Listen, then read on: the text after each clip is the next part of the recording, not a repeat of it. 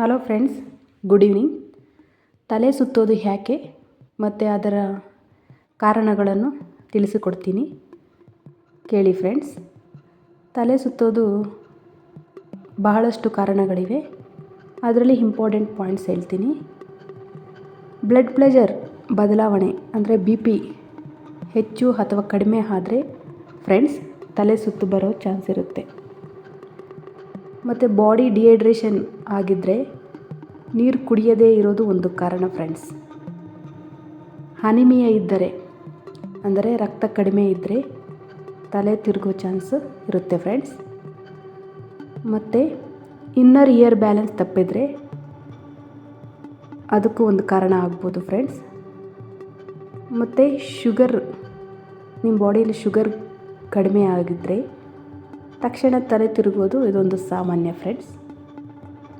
Stress ಅಥವಾ anxiety ಕೂಡ ಇದೊಂದು ಕಾರಣ ಆಗ್ಬೋದು ಫ್ರೆಂಡ್.